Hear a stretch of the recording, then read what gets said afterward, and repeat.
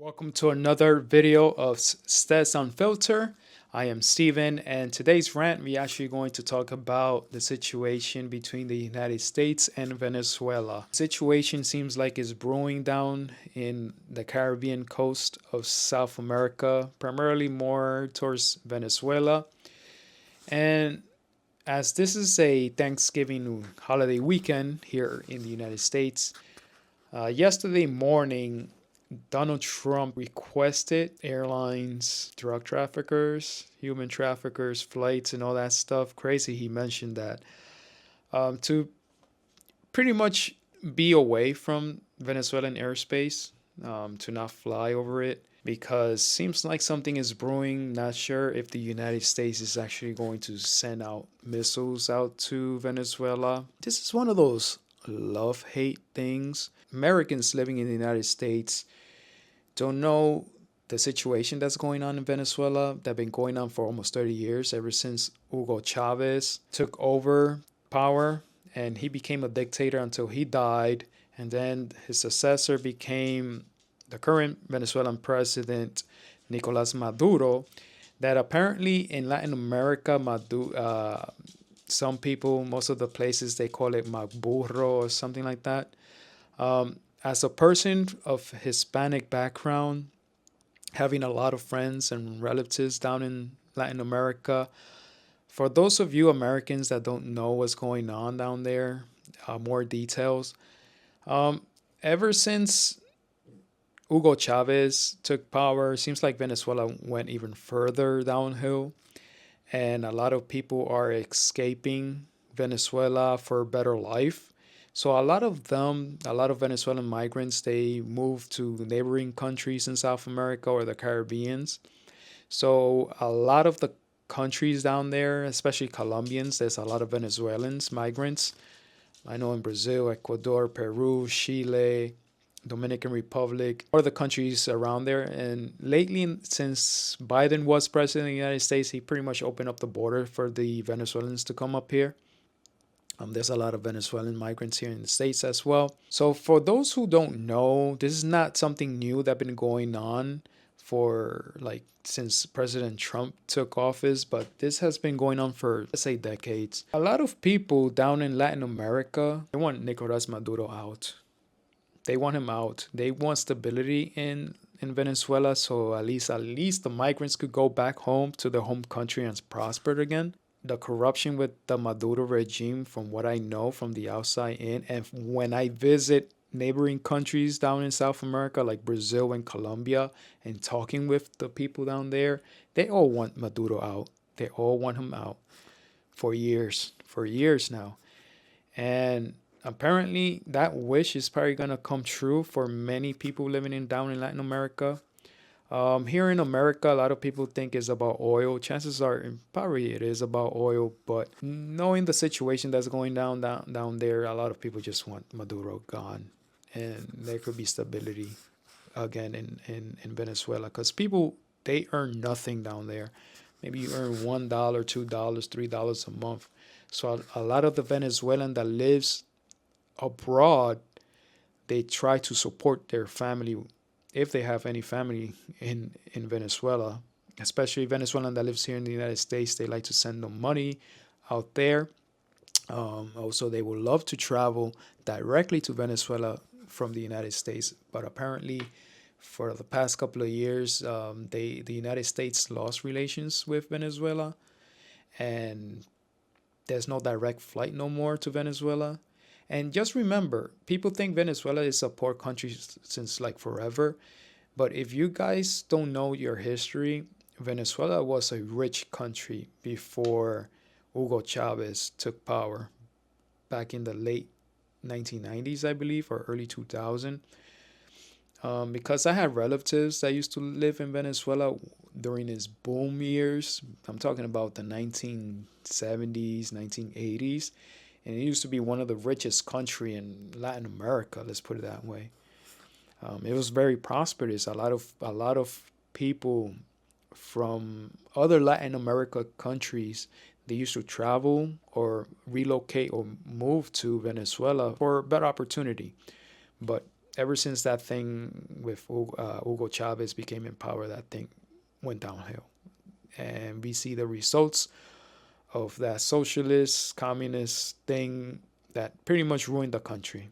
If you don't believe me, just ask any Venezuelans, especially older Venezuelans, because any Venezuelan that's probably under 30 years old or 20 years old or younger, they probably don't know the good life Venezuela used to be before Hugo Chavez.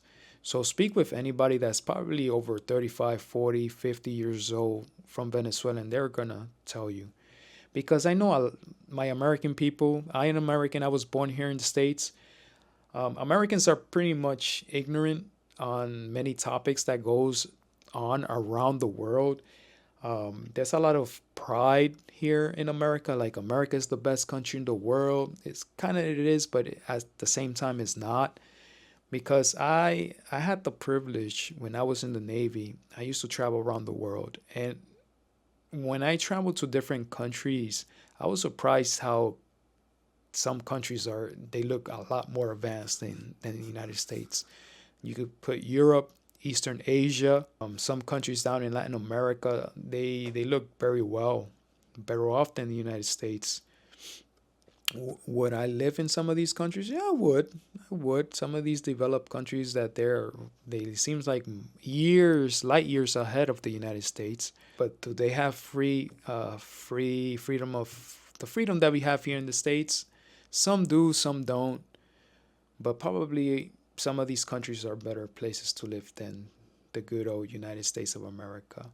One of the good things I'll give props to this country is you have a lot of opportunity, especially business opportunity, because some of these countries and these developed countries in Europe or developing countries in East Asia or Latin America, even though they're rising economically, but they don't have, let's say, they don't have that freedom of to expand big time like there is here in the United States. That's why many wealthy business people from other countries they would like to invest here. But ever since changes and taxes and fiasco that's going on with the current administration, maybe a lot of these rich countries, they are not rich countries, but rich, wealthy people from other countries. I'm not sure if they really want to move to the United States and get taxed. I'm not sure how true it is that, let's say, the golden visa that they were giving to these millionaires to apply to get a U.S. citizenship and open up business here. I'm not sure how successful it is. I know there's probably a handful of people, wealthy people, especially wealthy Chinese, because I know Chinese is an advanced country. If you actually look at these travel YouTubers that visit China, they look that country looks so advanced, so light years ahead compared to here in the United States. Pretty much a lot of these wealthy business owners, Chinese business owner, they would love to expand in China. They would love to, but probably because of the CCP, they're not allowed to. If you talk against the Communist Party, you're pretty much gone, or they going to indoctrinate you. So I could see a lot of wealthy Chinese people, business owner looking to buy that golden visa to come to United States. What do you guys think? Do you think the United States is actually going to bomb Venezuela and Nicolas Maduro is going to be out as president of Venezuela? Or you know what I think? I think that if they actually outskirt Nicolas Maduro, stability down in the region, like this country did in the Middle East, a lot of the places that the United States attacked, like Iraq, Afghanistan, pretty much the end result, it has been instability in the region, and there's a lot of like refugees around neighboring countries. People don't think about the war in Yemen. The United States been bombing Yemen since I was deployed out in Africa. This was over 10 years ago. And there was bombardment in Yemen, Lebanon, and all that places. I mean, it seems like once the United States touch or interfere a country, it make the region very unstable. So I got a feeling that's going to happen in Venezuela if the United States intervene. Probably there are going to be a lot of more Venezuelans leaving out of the country unless there's already a plan in place that they're going to restore the country, and all the Venezuelan migrants that migrated to all these countries around the world, primarily in South America, Central America, the Caribbean, and here in the States, go back to Venezuela to start a better life after Maduro. I mean, I hope that's the case, that there could be a lot of prosperity in that country. A lot of businesses could be private again, because I remember when Hugo Chavez took power, he was taking away private businesses, and a lot of these businesses became state run businesses. And I remember there was a time not too long ago, probably like 5 years ago, 6, 7 years ago, in Venezuela, there were pretty much no food, no money, no electricity. People had to make lines to get rations on foods and all that stuff. Let's see what happens with the situation in Venezuela. So this is just a short video.